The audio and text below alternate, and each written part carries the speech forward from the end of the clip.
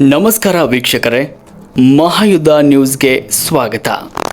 ಬೆಳಗಾವಿ ಜಿಲ್ಲೆ ಅಥಣಿ ತಾಲೂಕು ಕೆನಾಲ್ ನೀರಿನ ಅವ್ಯವಸ್ಥೆ ಹಾಗೂ ಅಧಿಕಾರಿಗಳ ನಿರ್ಲಕ್ಷ್ಯಕ್ಕೆ ಮಾಜಿ ಶಾಸಕ ಶಹಜಾನ್ ಡೋಂಗರಗಾವ್ ಆಕ್ರೋಶವನ್ನು ವ್ಯಕ್ತಪಡಿಸಿದ್ದಾರೆ. ರೈತರೊಂದಿಗೆ ಉಪವಾಸ ಸತ್ಯಾಗ್ರಹದ ಎಚ್ಚರಿಕೆ ಕೂಡ ನೀಡಿದ್ದಾರೆ. ಅಥಣಿ ತಾಲೂಕಿನಲ್ಲಿ ಭೀಕರ ಬರಗಾಲ ಆವರಿಸಿದ್ದು ಜನಜಾನುವಾರುಗಳಿಗೆ ಕುಡಿಯುವ ನೀರಿಲ್ಲದೆ ತತ್ತರಿಸುವಂತಾಗಿದೆ. ಇಂತಹ ಸಂಕಷ್ಟದ ವೇಳೆಯಲ್ಲೂ ಕೆನಾಲ್ ನೀರಿನ ಸರಿಯಾದ ನಿರ್ವಹಣೆ ಮಾಡದೆ ನೀರು ಮತ್ತು ವಿದ್ಯುತ್ ಪೋಲು ಮಾಡ್ತಾ ಇರುವ ನೀರಾವರಿ ಇಲಾಖೆ ಅಧಿಕಾರಿಗಳ ವಿರುದ್ಧ ಮಾಜಿ ಶಾಸಕ ಶಹಜಾನ್ ಡೋಂಗರಗಾವ್ ಆಕ್ರೋಶ ವ್ಯಕ್ತಪಡಿಸಿದ್ದಾರೆ. ಇತ್ತೀಚೆಗೆ ಪತ್ರಿಕಾ ಪ್ರಕಟಣೆ ನೀಡಿ ಮಾತನಾಡಿರುವ ಅವರು, ಅಥಣಿ ತಾಲೂಕಿನಲ್ಲಿ ನೂರಾರು ಕೋಟಿ ರೂಪಾಯಿ ಮೌಲ್ಯದ ಮುಂಗಾರು ಬೆಳೆ ಹಾನಿಯಾಗಿದ್ದರೂ ಸರ್ಕಾರ ಇಲ್ಲಿಯ ತನಕ ತಾಲೂಕಿನ ಪೂರ್ವ ಹಾಗೂ ಉತ್ತರ ಭಾಗವನ್ನು ಬರಪೀಡಿತ ಪ್ರದೇಶ ಅಂತ ಘೋಷಣೆ ಮಾಡದೇ ಇರುವುದು ಅತ್ಯಂತ ವಿಷಾದಕರ ಸಂಗತಿ ಅಂತ ಗುಡುಗಿದ್ದಾರೆ. ಇನ್ನು ತಮ್ಮ ಶಾಸಕರ ಅವಧಿಯ ಕೆಲಸಗಳನ್ನು ಸ್ಮರಿಸಿದ ಅವರು, ನಾವು ಅಧಿಕಾರದಲ್ಲಿದ್ದಾಗ ಸತತ ಬರಗಾಲ ಬಿದ್ದಾಗಲೂ ಕುಡಿಯುವ ನೀರು, ಉದ್ಯೋಗ ಸೃಷ್ಟಿ ಹಾಗೂ ದನಕರುಗಳಿಗೆ ಗೋಶಾಲೆಗಳನ್ನು ತೆರೆದು ಮೇವು ಪೂರೈಸಿರುವ ಪರಿಸ್ಥಿತಿಯನ್ನು ನಾವು ಯಶಸ್ವಿಯಾಗಿ ನಿರ್ವಹಿಸಿದ್ದೇವೆ ಅಂತ ಸಂದರ್ಭದಲ್ಲಿ ತಿಳಿಸಿದ್ರು. ಇನ್ನು ನೀರು ಮತ್ತು ವಿದ್ಯುತ್ ಪೋಲು ಆಗ್ತಾ ಇದೆ. ಸರ್ಕಾರ ಸಾವಿರಾರು ಕೋಟಿ ರೂಪಾಯಿ ಖರ್ಚು ಮಾಡಿ ಹೆಚ್ಚಿನ ವಿದ್ಯುತ್ ಬಳಸಿ ಕೆನಾಲ್ಗೆ ನೀರು ಹರಿಸ್ತಾ ಇದ್ರು. ಆ ನೀರು ಕಟ್ಟಕಡೆಯ ಗ್ರಾಮಗಳಿಗೆ ತಲುಪ್ತಾ ಇಲ್ಲ. ಇದರಿಂದ ಮಧ್ಯದಲ್ಲಿ ಪೋಲ್ ಆಗ್ತಾ ಇದೆ ಅಂತ ಆಕ್ರೋಶ ವ್ಯಕ್ತಪಡಿಸಿದ್ರು. ಐಗಳಿ, ಅರಟಾಳ್, ಬಾಡ್ಗಿ, ಪಡಧರವಾಡಿ ಸೇರಿದಂತೆ ಪೂರ್ವ ಭಾಗದ ಸಾಲು ಗ್ರಾಮಗಳು ಇವತ್ತಿಗೂ ನೀರಿನಿಂದ ವಂಚಿತವಾಗಿವೆ. ಪೂರ್ವ ಭಾಗದ ಕೆಲವು ಗ್ರಾಮಗಳನ್ನು ಸಫರಿಂಗ್ ವಿಲೇಜ್ಗಳು ಅಂದರೆ ನೀರು ಪೂರೈಸಲು ಕಷ್ಟಕರವಾದ ಪ್ರದೇಶಗಳು ಅಂತ ನೆಪ ಹೇಳಿ ಸರ್ಕಾರ ತನ್ನ ಜವಾಬ್ದಾರಿಯಿಂದ ನುಣುಚಿಕೊಳ್ಳುವ ಪ್ರಯತ್ನವನ್ನು ಮಾಡ್ತಿದೆ. ಎಲ್ಲ ಅವ್ಯವಸ್ಥೆಗೆ ನೀರಾವರಿ ಇಲಾಖೆ ಅಧಿಕಾರಿಗಳು ಹಾಗೂ ಜನಪ್ರತಿನಿಧಿಗಳ ನಿರ್ಲಕ್ಷ್ಯವೇ ನೇರ ಕಾರಣ. ಜಿಲ್ಲಾಧಿಕಾರಿಗಳು ಹಾಗೂ ಸರ್ಕಾರ ತಕ್ಷಣವೇ ಮಧ್ಯಪ್ರವೇಶ ಮಾಡಿ ನೀರು ಪೋಲಾಗುವುದನ್ನು ತಡೆಯಬೇಕು. ಬೇಜವಾಬ್ದಾರಿ ತೋರಿದ ನೀರಾವರಿ ಇಲಾಖೆ ಅಧಿಕಾರಿಗಳ ಮೇಲೆ ಕಠಿಣ ಕಾನೂನು ಕ್ರಮ ಜರುಗಿಸಬೇಕು. ಒಂದು ವೇಳೆ ಸರ್ಕಾರ ಹಾಗೂ ಜಿಲ್ಲಾಡಳಿತ ತಕ್ಷಣವೇ ಸೂಕ್ತ ಕ್ರಮ ಕೈಗೊಳ್ಳದೇ ಇದ್ದರೆ ಮುಂಬರುವ ದಿನಗಳಲ್ಲಿ ತಾಲೂಕಿನ ಸಂಕಷ್ಟದಲ್ಲಿರುವ ರೈತರನ್ನು ಒಗ್ಗೂಡಿಸಿಕೊಂಡು ಉಗ್ರ ಉಪವಾಸ ಸತ್ಯಾಗ್ರಹ ಮಾಡಬೇಕಾಗುತ್ತದೆ ಅಂತ ಈ ಸಂದರ್ಭದಲ್ಲಿ ಮಾಜಿ ಶಾಸಕ ಶಹಜಾನ್ ಡೋಂಗರಗಾವ್ ಸರ್ಕಾರಕ್ಕೆ ನೇರವಾದ ಎಚ್ಚರಿಕೆಯನ್ನು ನೀಡಿದ್ದಾರೆ. ವರದಿ ಮಹೇಶ್ ಶರ್ಮಾ, ಅಥಣಿ. ಮಾಡಬೇಕಂತ ನಾವು ಅನೇಕ ಸಲ ಆಗ್ರಹ ಮಾಡಿದ್ದೀವಿ. ಈಗೂ ನಾನು ಆಗ್ರಹ ಮಾಡ್ತಾ ಇದ್ದೇನೆ. ಈಗ ಇದನ್ನು ಕೂಡಲೇ ತೀವ್ರವಾಗಿ ಇದರ ಬಗ್ಗೆ ತನಿಖೆ ಮಾಡಬೇಕು. ತಪ್ಪಿತಸ್ಥ ಅಧಿಕಾರಿಗಳ ವಿರುದ್ಧ ಕ್ರಮ ತಗೊಳ್ಬೇಕು ಅಂತೇಳಿ ನಾನು ಆಗ್ರಹ ಮಾಡ್ತೀನಿ. ಆ ರೀತಿ ಮಾಡದೆ ಹೋದರೆ, ನೀರು ಸಮರ್ಪಕವಾಗಿ ಪೂರೈಕೆ ಆಗದೆ ಹೋದರೆ ಆ ತುದಿಗಿರುವಂಥ ಅದಕ್ಕೆ ಅದೇನು ಒಂದು ಸಫರಿಂಗ್ ಏರಿಯಾ ಅಂತೇಳಿ ಅವರ ಹೆಸರು ಇಟ್ಟಿದ್ದಾರೆ. ಯಾರು? ನೀರಾವರಿ ಇಲಾಖೆಯವರ ಸಫರಿಂಗ್ ಏರಿಯಾ ಅಂತಂದು. ಸಫರಿಂಗ್ ಏರಿಯಾ ಅಂದ್ರೆ ಏನು? ಅಲ್ಲಿ ನೀರು ಸರಿಯಾಗಿ ಮುಟ್ತಾ ಇಲ್ಲ ಅಂತ ಹೇಳಿ ಅವರು ಹೇಳ್ತಾರೆ. ಅದು ಸಫರಿಂಗ್ ಏರಿಯಾಗೆ ನೀವು ಮೊದಲು ನೀರು ಕೊಟ್ಟು ಆಮೇಲೆ ಯಾವ ಸಫರಿಂಗ್ ಏರಿಯಾ ಇಲ್ಲ ಅಲ್ಲಿ ಆಮೇಲೆ ಕೊಡ್ರಿ.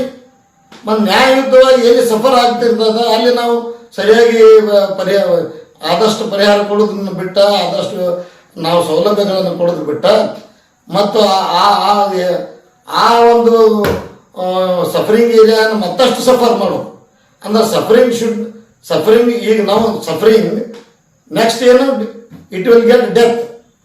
ಇವತ್ತು ಸಫರ್ ಆಗ್ತಾ ಇದೆ, ಮುಂದೋಗಿ ಅದು ಅಲ್ಲಿ ಜನರಿಗೆ ಸಾಯುವಂಥ ಪರಿಸ್ಥಿತಿ ನಿರ್ಮಾಣ ಇವರು ಮಾಡ್ತಾ ಇದ್ದಾರೆ. ಅದು ಈ ವಿಷಯ ನಾನು ಗಂಭೀರವಾಗಿ ಪರಿಗಣಿಸಬೇಕು. ಇಲ್ಲದೆ ಹೋದರೆ ಯಾರು ಬೆಂಬಲ ಮಾಡ್ತಾರ ರೈತರು ಬೆಂಬಲ ಮಾಡಿ ಉಪವಾಸ ಸತ್ಯಾಗ್ರಹವನ್ನು ಕೈಗೊಳ್ಳಬೇಕಂತೇಳಿ ನಾವು ನಿರ್ಧಾರ ಮಾಡ್ತಾ ಇದ್ದೀವಿ. ಈಗಾಗಲೇ ಇವತ್ತು ನಾನು ಅಧಿಕಾರಿಗಳಿಗೆ ಹೇಳಿದ್ದೀನಿ, ನೀವು ನೀರು ಮುಟ್ತಾ ಇಲ್ಲ, ನಾನು ಉಪವಾಸ ಸತ್ಯಾಗ್ರಹ ಕೈಗೊಳ್ಳಬೇಕಾಗ್ತೈತೆ ಅಂತೇಳಿ ಈ ಮೂಲಕ ಈ ಒಂದು ಮಾಧ್ಯಮದ ಮೂಲಕ ನಾನು ಸರ್ಕಾರಕ್ಕೆ ಸೂಚನೆ ಅಂದರೆ ಇಟ್ ಈಸ್ ಅ ಇಂಟಿಮೇಷನ್. ಈಗಲೇ ನಾನು ಸರ್ಕಾರಕ್ಕೆ ತಿಳಿಸ್ತಾ ಇದ್ದೇನೆ, ನಾನು ಉಪವಾಸ ಸತ್ಯಾಗ್ರಹ ನಾನು 3 ದಿವಸದೊಳಗೆ ಇದು ಸರಿ ಆಗದಿದ್ರೆ ಮತ್ತು ಇದ್ರ ಬಗ್ಗೆ ತನಿಖೆ ಆಗದಿದ್ರೆ ನಾನು ಉಪವಾಸ ಸತ್ಯಾಗ್ರಹ ಕೈಗೊಳ್ತೀನಿ. ನನ್ನ ಹೆಸರು ಶಹಜಾನ್ ಡೋಂಗರಗಾವ್. ನಾನು ಅಥಣಿಯ ಮಾಜಿ ಶಾಸಕನಾಗಿದ್ದೇನೆ. ಈ ಯೋಜನೆ ಬಗ್ಗೆ ಎಲ್ಲ ಬಹಳಷ್ಟು ವಿವರಗಳು ನಾನು ತಮಗೆ ವಿವರಿಸಿದ್ದೇನೆ. ಇದು ನಿಜವಾಗಿ ಬಹಳ ದೊಡ್ಡ ಒಂದನೇದ್ದು ಕಾನೂನು ಬಾಹಿರ ಹಳ್ಳಕ್ಕೆ ನೀರು ಬಿಡೋದು, ಎರಡನೇದ್ದು ಕರ್ತವ್ಯ ಲೋಪ, ಮೂರನೇದ್ದು ಹಾನಿ ಏನಾಗಿದೆ, ಈ ಹಾನಿಗೆ ಕಾರಣೀಭೂತರು ಯಾರು, ರೈತರದ್ದು ಎಷ್ಟು ಹಾನಿ ಆಯಿತು, ಇದು ಗಂಭೀರವಾದ ವಿಷಯ ಇದೆ. ಇದ್ರ ಬಗ್ಗೆ ತನಿಖೆ ಆಗಬೇಕು.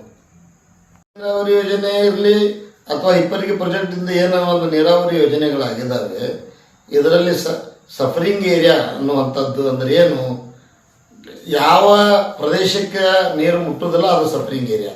ಅದರಲ್ಲೇ ಐಗಳಿ, ಪಡ್ತರವಾಡಿ, ಅರ್ಟಾಳ, ಬಾಳಗಿ ಇತ್ಯಾದಿ ಒಂದು 7-8 ಗ್ರಾಮಗಳು ಬರ್ತಾವ. ಈ ಗ್ರಾಮಗಳಿಗೆ ಇದು ಸಫರಿಂಗ್ ಏರಿಯಾ ಅಂತ ಅವರೇ ಹೆಸರಿಟ್ಟಿದ್ದಾರೆ. ಯಾಕೆ ಅವರು ಸಫರಿಂಗ್ ಏರಿಯಾ ಅದನ್ನು ಮಾಡಿದವ್ರು ಯಾರು? ನೀರು ಪ್ರಾರಂಭದಲ್ಲಿ ಬಿಡುವಾಗ ಆ ಕಡೆಯಿಂದನೇ ನೀರು ಈ ಕಡೆ ಬಿಟ್ಕೊಂತ ಬಂದರೆ ಮತ್ತು ಏನು ಇವತ್ತು ಈಗ ಹಳ್ಳಕ್ಕೆ ನೀರು ಬಿಡ್ತಾರ, ನಮ್ಮ ಕೆನಲ್ದು ಗೇಟ್ ರೈತರ ಸ್ವತಃ ಓಪನ್ ಮಾಡಿ ಬಿಡ್ತಾರ ಅನ್ನುವಂಥದ್ದನ್ನು ಇವರು ಹೇಳ್ತಾರೆ, ರೈತರ ಮೇಲೆ ಹಾಕ್ತಾರೆ. ಯಾಕೆ ಇವರು ಡ್ಯೂಟಿ ಇಲ್ವಾ ರೈತರ ಮೇಲೆ ಹಾಕಿ? ಪಬ್ಲಿಕ್ ಏನಾದರೂ ತಪ್ಪು ಮಾಡಿದಾರೆ ಪೊಲೀಸ್ ಡಿಪಾರ್ಟ್ಮೆಂಟ್ದವ್ರು ಆ್ಯಕ್ಷನ್ ತಗೊಳ್ಳೋದಿಲ್ಲ. ಮತ್ತು ಆ ರೀತಿ ಏನಾದರೂ ಯಾರಾದರೂ ಬೇಕಾದೇಶಿಯಾಗಿ ಏನಾದರೂ ಹೊಡೆದಿದ್ರೆ ಅಥವಾ ಸರ್ಕಾರದ ಒಂದು ಯೋಜನೆಯ ಒಂದು ಆಸ್ತಿಯನ್ನು ಅದನ್ನು ಹಾಳು ಮಾಡಿದರೆ ಅದಕ್ಕೆ ಸರಿಯಾಗಿ ಕ್ರಮ ತಗೊಳ್ಳಿಕ್ಕೆ ಸರ್ಕಾರದ ಹತ್ರ ನೇಮ್ ಇಲ್ಲೇನು? ಇವರೆಲ್ಲ ಕೇಳಿ ಅವ್ರದ್ದು ನೇಮ್ ಇಲ್ವಾ? ನಾನು ಅದನ್ನು ಕೇಳಲಿಕ್ಕೆ ಬಯಸ್ತೇನೆ. ಇಲಾಖೆಯ ಅಧಿಕಾರಿಗಳ ವೈಫಲ್ಯದಿಂದ ಅದು ಇಬ್ಬರಿಗೆ ಬ್ಯಾರೇಜ್ ಗೇಟ್ ನಂಬರ್ 22 7 ವರ್ಷದಿಂದ ಅದನ್ನು ಓಪನ್ ಮಾಡಿರಲಿಲ್ಲ, ನಿರ್ವಹಣೆ ಮಾಡಿರಲಿಲ್ಲ. ಅದು ಜಂಗ್ ಹತ್ತಿ ಮುರಿದು ಹೋಗಿ ಆಗಲೇ 2-2.5 TMC ನೀರು ಹಾಳಾಯ್ತು ಅನ್ನೋದು ನಾನು ಈ ಸಂದರ್ಭದಲ್ಲಿ ನೆನಪಿಸಲಿಕ್ಕೆ ಬಯಸ್ತೇನೆ. ಈಗ ನಾನು ಆಗ್ರಹ ಮಾಡ್ತೀನಿ, ಇದೇನು ಲಿಫ್ಟ್ ಮಾಡುವಂಥದ್ದು, ನೀರನ್ನು ಪೂರೈಕೆ ಮಾಡುವಂಥದ್ದು ಸಮರ್ಪಕವಾಗಿ ನೀರಾವರಿ ಇಲಾಖೆಯ ಅಧಿಕಾರಿಗಳು ಮಾಡ್ತಾ ಇಲ್ಲ. ತುದಿಯಲ್ಲಿರುವಂಥ ಎಲ್ಲ ಗ್ರಾಮಗಳಿಗೆ ಇವತ್ತು ನೀರು ಮುಟ್ಟಿಲ್ಲ. ಇದರ ಬಗ್ಗೆ ವಿಡಿಯೋ ಇದೆ. ಹಾಗೂ ಆ ಗ್ರಾಮಗಳಲ್ಲಿ ಇವತ್ತು 100 ಕೋಟಿಯ ಬೆಳೆಗಳು ಹಾನಿ ಆಗ್ತಾ ಇದಾವೆ. ಹೆಚ್ಚಿನ ಪ್ರಮಾಣದಲ್ಲಿ ದ್ರಾಕ್ಷಿ ಬೆಳೆಸ್ತಾ ಇದ್ದಾರೆ. ಹೆಚ್ಚಿನ ಪ್ರಮಾಣದ ದ್ರಾಕ್ಷಿ ಬೆಳೆಸುವಂಥ ಈಗ ಅಲ್ಲಿ ಯಾವ ಬಾವಿಯಲ್ಲಿ ನೀರಿಲ್ಲ, ಕೊಳವೆ ಬಾವಿಯಲ್ಲಿ ನೀರಲ್ಲ, ಎಲ್ಲಿ ನೀರಿಲ್ಲ. ಈ ನೀರು ಕಾಲುವೆ ಮುಖಾಂತರ ಸರಿಯಾಗಿ ಅಲ್ಲಿವರೆಗೆ ತಲುಪಿದ್ರೆ ಈ ರೈತರಿಗೆ ಇಷ್ಟು ಹಾನಿ ಆಗ್ತಿರ್ಲಿಲ್ಲ. ಇದಕ್ಕೆಲ್ಲ ಕಾರಣ ನೀರಾವರಿ ಇಲಾಖೆ ಅಧಿಕಾರಿಗಳು ಮತ್ತು ಸರ್ಕಾರನೂ ಇದ್ರ ಬಗ್ಗೆ ಗಮನ ಕೊಡಬೇಕು. ಸಂಬಂಧಪಟ್ಟ ಇವತ್ತು ಜನಪ್ರತಿನಿಧಿಗಳು ಅಥವಾ ಇದ್ದಾರೆ, ಅವರು ಈ ಬಗ್ಗೆ ಸರಿಯಾಗಿ ಒಂದು ಸೂಕ್ತ ವ್ಯವಸ್ಥೆಯನ್ನು ಇಲ್ಲಿವರೆಗೆ ಸರಿಯಾದ ನಿಯಮಗಳ ಪ್ರಕಾರ ನನಗೆ ಗೊತ್ತಿದೆ. ನಾನು ಶಾಸಕನಿದ್ದಾಗ ಇದನ್ನು ಮಂಜೂರು ಮಾಡಬೇಕಾದ್ರೆ ಇದಕ್ಕೆ ಏನೇನೋ ಇದಕ್ಕೆ procedure and rules and procedure ಏನಿತ್ತು, ಇದನ್ನು ನಿರ್ವಹಣೆ ಹೆಂಗೆ ಮಾಡಬೇಕು ಅನ್ನುವಂಥದ್ದು ಎಲ್ಲ ನಿಯಮಗಳು ಇದಾವೆ. ಅದು ನನಗೂ ಸಹಿತ ಗೊತ್ತಿದೆ. ಆದರೆ ಅದು ಜಾರಿಗೆ ಬರ್ತಾ ಇಲ್ಲ. ಇವ್ರ ವೈಫಲ್ಯದಿಂದ ಈ ರೀತಿ ಆಗ್ತಾ ಇದೆ. ನಾನು ಶಾಸಕರಿದ್ದಾಗ ಸನ್ಮಾನ್ಯ ಶ್ರೀ ಎಸ್ ಎಂ ಕೃಷ್ಣ ಅವರು ಮುಖ್ಯಮಂತ್ರಿಗಳಿದ್ದಾಗ, ಎಚ್ ಕೆ ಪಾಟೀಲ್ ನೀರಾವರಿ ಮಂತ್ರಿಗಳಿದ್ದಾಗ ಆ ಹಿಪ್ಪರಗಿ ಬ್ಯಾರೇಜನ್ನು ನಾವು ನಮ್ಮ ಅವಧಿಯಲ್ಲಿ ಪೂರ್ಣ ಮಾಡಿದ್ದೀವಿ. ಅಷ್ಟೇ ಅಲ್ಲ, ಅಥಣಿ ತಾಲೂಕಿನ ಪೂರ್ವ ಮತ್ತು ಉತ್ತರ ಭಾಗದ ಬರಗಾಲ ಪ್ರದೇಶಗಳಿಗೆ ನೀರನ್ನು ಪೂರೈಕೆ ಮಾಡುವ ಸಲುವಾಗಿ ವಿಶೇಷವಾಗಿ ಬಹಳಷ್ಟು ನಾವು ಶ್ರಮಪಟ್ಟು ಹೋರಾಟ ಮಾಡಿ ಕರಿಮಸೂತಿ ನೀರಾವರಿ ಯೋಜನೆಯನ್ನು ಮಂಜೂರು ಮಾಡ್ಕೊಂಡು ಬಂದಿದ್ದೀವಿ. ಇವತ್ತು ನಾನು ಶಾಸಕನಿದ್ದಾಗಲೇ ಇದರದ್ದು ಒಂದು 60% ಆಗಷ್ಟು ಕೆಲಸ ಪೂರ್ಣನೂ ಆಗಿತ್ತು. ಅಂದರೆ ಇಂಟೆಕ್ ಕೆನಾಲ್ ನಮ್ಮ ಅವಧಿಯಲ್ಲಿನೇ ಆಗಿತ್ತು. ಜಾಕ್ವೆಲ್ ಅಲ್ಲಿ ಮೇನ್ ಜಾಕ್ವೆಲ್ ಆಗಿರುವಂಥದ್ದು, ಆ ಜಾಕ್ವೆಲ್ದಿಂದ ನಂದಗಾಂವರೆಗಿನ ಕಾಲುವೆ ಪೂರ್ಣಗೊಂಡಿತ್ತು. ನಂದಗಾಂವ್ ಜಾಕ್ವೆಲ್ ಪೂರ್ಣಗೊಂಡಿತ್ತು. ನಂದಗಾಂವ್ ಜಾಕ್ವೆಲ್ದಿಂದ ಕರಿಮಸೂತಿವರೆಗೆ ರೈಸಿಂಗ್ ಮೇನ್ ನಾವು ಕೋರಮಂಡಲ್ ಕಂಪನಿಗೆ ಟೆಂಡರ್ ಕೊಟ್ಟಿದ್ದು ಇದೆಲ್ಲರಿಗೂ ತಿಳಿದ ವಿಷಯ. ಆದರೆ ನಾನು ಇವತ್ತು ಬಹಳಷ್ಟು ನನಗೆ ದುಃಖ ಅನ್ನಿಸ್ತಾ ಇದೆ. ಯಾವ ಉದ್ದೇಶಕ್ಕಾಗಿ ಈ ಯೋಜನೆಯನ್ನು ಸಾವಿರಾರು ಕೋಟಿ ರೂಪಾಯಿ ಖರ್ಚು ಮಾಡಿ ಇವತ್ತು ಈ ಸರ್ಕಾರ ಪೂರ್ಣ ಮಾಡಿ ಕಾಲುವೆಗಳ ಮುಖಾಂತರ ನೀರನ್ನು ಹರಿಸಿ ಅದು ಬರಗಾಲ ಪೀಡಿತ ರೈತರಿಗೆ ಬೆಳೆಗಳಿಗೆ ನೀರು ಹರಿಸಬೇಕಾಗಿರುವಂಥದ್ದು. ಇದಕ್ಕಾಗಿ ಸಾವಿರಾರು ಹಾರ್ಸ್ ಪವರ್ದು ಮೋಟರ್ಗಳನ್ನು ಅಲ್ಲಿ ಲಿಫ್ಟ್ ಮಾಡಲಿಕ್ಕೆ ಉಪಯೋಗ ಮಾಡಿ ಕೋಟಿಗಟ್ಟಲೆ ವಿದ್ಯುತ್ ಬಿಲ್ಲನ್ನು ತುಂಬುವಂಥದ್ದು ಸರ್ಕಾರ ಇವತ್ತು ಮಾಡ್ತಾ ಇದೆ. ಆದರೆ ವಿಷಾದನೀಯ ಸಂಗತಿ, ಇದು ಲಿಫ್ಟ್ ಮಾಡಿದ್ದ ನೀರು ಕೆನಾಲ್ ಮುಖಾಂತರ ಈ ಹಿಪ್ಪರಗಿ ಯೋಜನೆಯ ಕಮಾಂಡ್ ಏರಿಯಾದಲ್ಲಿ ಬರುವಂಥ ಪೂರ್ವ ಭಾಗದ ಹಳ್ಳಿಗಳ ಟೇಲ್ ಎಂಡ್ ಅಂದರೆ ತುದಿಯಲ್ಲಿರುವಂಥ ಹಳ್ಳಿಗಳಿಗೆ ನೀರು ಪ್ರತಿ ವರ್ಷವೂ ಸರಿಯಾಗಿ ಮುಟ್ತಾನೆ ಇಲ್ಲ ಅನ್ನುವಂಥದ್ದು ನಾವು ಬಹಳ ಸಲ ಇದ್ರ ಬಗ್ಗೆ ಸಂಬಂಧಪಟ್ಟ ನೀರಾವರಿ ಇಲಾಖೆ ಅಧಿಕಾರಿಗಳಿಗೆ ನಾವು ಆಗ್ರಹ ಮಾಡಿದ್ದೀವಿ. ಅವರಿಗೆ ಬಹಳಷ್ಟು ಸೂಚನೆಗಳನ್ನು ಸಲಹೆಗಳನ್ನು ನೀಡಿದ್ದೀವಿ. ಅದರ ದುರ್ದೈವಶಾತ್ ಅದು ಆಗ್ತಾ ಇಲ್ಲ. ಇವತ್ತು ನಾನು ಕೆಲವೊಂದು ವಿಡಿಯೋಗಳು ಅಂದರೆ ಇವತ್ತನೇ ಪರಿಸ್ಥಿತಿಯಲ್ಲಿ ಏನಾಗ್ತಾಯಿದೆ ಅನ್ನುವಂಥದ್ದಕ್ಕೆ ನಾವು ಕೆಲವೊಂದು ವಿಡಿಯೋ ಮಾಡಿದ್ದೀವಿ. ಇಲ್ಲಿ ಏನು ಲಿಫ್ಟ್ ಮಾಡಿದ್ದ ನೀರು ಕಾಲುವೆಯಲ್ಲಿ ತುಂಬಿ ಇವತ್ತು ಪ್ರಾರಂಭದಲ್ಲಿ ಬರ್ತಾ ಇದೆ. ಅದರ ಮುಂದೆ ಹೋಗಿ ಆ ನೀರನ್ನು ಸರಿಯಾಗಿ ಭೂಮಿಗೆ ಮತ್ತು ರೈತ ಭಾಗದ ಅನೇಕ ಗ್ರಾಮಗಳಲ್ಲಿ ಭೀಕರ ಬರಗಾಲದಿಂದಾಗಿ ಜನರ ಮುಂಗಾರು ವಿಫಲವಾಗಿ ದನಕರುಗಳಿಗೂ ಸಹಿತ ಕುಡಿಲಿಕ್ಕೆ ನೀರು ಇರಲಾರ್ದಂತಹ ಒಂದು ಪರಿಸ್ಥಿತಿ ನಿರ್ಮಾಣ ಆಗಿ ಈಗಾಗಲೇ 100 ಕೋಟಿ ರೂಪಾಯಿ ಬೆಳೆ ಮುಂಗಾರು ವಿಫಲವಾಗಿರುವಂಥದ್ದು ಎಲ್ಲ ತಿಳಿದ ವಿಷಯ. ಈ ಬರಗಾಲದ ವಿಷಯಕ್ಕೆ ಸಂಬಂಧಪಟ್ಟಂತೆ ಸರ್ಕಾರ ಇದ್ದದ್ದು ಸರಿಯಾದ ಸೂಕ್ತ ಕ್ರಮಗಳನ್ನು ಇಲ್ಲಿವರೆಗೆ ಕೈಗೊಳ್ಳಲಾರದು ವಿಷಾದನೀಯ ಸಂಗತಿ.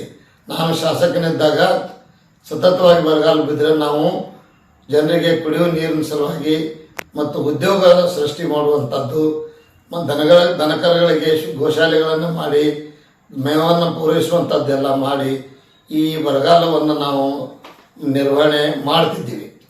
ಆದರೆ ನನಗೆ ವಿಷಾದ ಅನ್ನಿಸ್ತದೆ, ಇವತ್ತು ಇಷ್ಟೊಂದು ಬರಗಾಲ ಬಿದ್ದರೂ ಸರ್ಕಾರ ಇನ್ನೂ ಯಾವ್ಯಾವ ತಾಲೂಕು ಯಾವ್ಯಾವ ಪ್ರದೇಶ ಬರಗಾಲ ಅನ್ನುವಂಥದ್ದು ಘೋಷಣೆ ಮಾಡಿಲ್ಲ. ಅಥಣಿ ತಾಲೂಕಿನ ಪೂರ್ವ ಉತ್ತರ ಭಾಗ ತತ್ತರಿಸ್ತಾ ಇದೆ, ಬಟ್ ಇಲ್ಲಿವರೆಗೆ ಬರಗಾಲ ಘೋಷಣೆ ಮಾಡಿಲ್ಲ.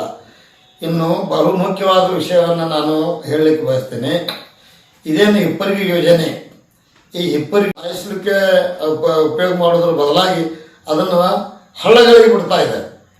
ಅಂದರೆ ಇಷ್ಟೊಂದು ಕೋಟಿ ರೂಪಾಯಿ ಖರ್ಚು ಕೋಟಿಗಟ್ಟಲೆ ವಿದ್ಯುತ್ ಬಿಲ್ಲನ್ನು ಉಪಯೋಗ ಮಾಡಿಕೊಂಡು ನಾವು ಇದೇನು ನೀರು ಲಿಫ್ಟ್ ಮಾಡುವಂಥದ್ದು ಅದು ಯಾವ್ಯಾವ ಹಳ್ಳಿಗಳಿಗೆ ಸರಿಯಾಗಿ ಬೆಳೆಗಳಿಗೆ ತಲುಪಬೇಕಾಗಿದೆ, ಅದು ಆಗ್ತಾ ಇಲ್ಲ.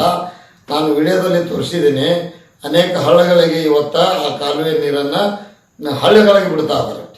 ಅಂದರೆ ನದಿಯಿಂದ ಎತ್ತಿದ್ದ ನೀರನ್ನು ಪುನಃ ಹಳ್ಳಗಳಿಗೆ ಬಿಟ್ಟು ಮತ್ತದು ನದಿಗೆ ಹೋಗುವಂಥದ್ದು. ಇದೆಂಥದ್ದು ಏನು, ಯಾವ ಉದ್ದೇಶಕ್ಕಾಗಿ ಈ ಯೋಜನೆ ಮಾಡಿದ್ದೀವಿ, ಸಾವಿರಾರು ಕೋಟಿ ಖರ್ಚು ಮಾಡಿ ಆ ಉದ್ದೇಶ ಪೂರ್ಣಗೊಳ್ತಾ ಇಲ್ಲ. ಇವತ್ತು ನಾನು ಐಗಳಿ ಗ್ರಾಮದವನು, ಐಗಳಿ ಗ್ರಾಮಕ್ಕೆ ನೀರಾವರಿ ಅನುಕೂಲ ಆಗಲಿ ಅನ್ನುವಂಥ ದೃಷ್ಟಿಯಿಂದ ಅದೇ ಗ್ರಾಮದ ಬಹಳಷ್ಟು ಜನ ನನಗೆ ಒತ್ತಾಯ ಮಾಡಿ ಇದು ಶಾಸಕನನ್ನಾಗಿ ಆರಿಸಿ ತರಲಿಕ್ಕೆ ಮತ್ತು ಚುನಾವಣೆಗೆ ಅವರು ಏನು ಆಗ್ರಹಿಸಿದ್ರು, ಅದೇ ಹಳ್ಳಿಗೆ ಅದೇ ಗ್ರಾಮಕ್ಕೆ ಇವತ್ತು ಇನ್ನೂವರೆಗೂ ಸಹಿತ ನೀರು ಮುಟ್ಟಿಲ್ಲ. ನೀರು ಇವರು ಕಾಲುವೆಗೆ ಬಿಟ್ಟು 20 ದಿವಸಕ್ಕಿಂತ ಜಾಸ್ತಿ ಆಯಿತು. ಆದರೆ ಅದು ಹಳ್ಳಗಳಿಗೆ ಹೋಗುವಂಥದ್ದು ಒಂದು ಕಾನೂನು ಬಾಹಿರ. ಇವರು ಏನು ನಿರ್ವಹಣೆ ಮಾಡುವಂಥ ನಿಯಮಗಳಿದಾವೆ, ನಿಯಮಗಳನ್ನು ಪಾಲನೆ ಮಾಡ್ತಾ ಇಲ್ಲ. ಇವರ ವೈಫಲ್ಯದಿಂದ ಏನಿದು ಈ ಯೋಜನೆ ಉದ್ದೇಶ ಪೂರ್ಣ ಆಗ್ತಾ ಇಲ್ಲ. ಮಾನ್ಯ ಜಿಲ್ಲಾಧಿಕಾರಿಗಳು ಬೆಳಗಾವಿ ಇವ್ರಿಗೂ ಸಹಿತ ವಿನಂತಿ ಮಾಡ್ತೀನಿ, ತಾವು ಈ ಕುರಿತು ಪರಿಶೀಲನೆ ಮಾಡಿ ಇದನ್ನು ಯಾವ ರೀತಿ ಸರಿಪಡಿಸಬೇಕು ಮತ್ತು ಯಾರು ತಪ್ಪು ಮಾಡಿದ್ದಾರೆ ಅವ್ರ ಮೇಲೆ ಯಾವ ಕ್ರಮ ಕೈಗೊಳ್ಳಬೇಕು ಅನ್ನೋದ್ರ ಕುರಿತು ತಾವು ಸಹಿತ ಈ ಬಗ್ಗೆ ಸರಿಯಾದ ಒಂದು ಪರಿಹಾರ ಕಂಡುಕೊಳ್ಳಲಿಕ್ಕೆ ಸಹಾಯ ಮಾಡಬೇಕಂತ ನಾನು ವಿನಂತಿ ಮಾಡ್ತೀನಿ.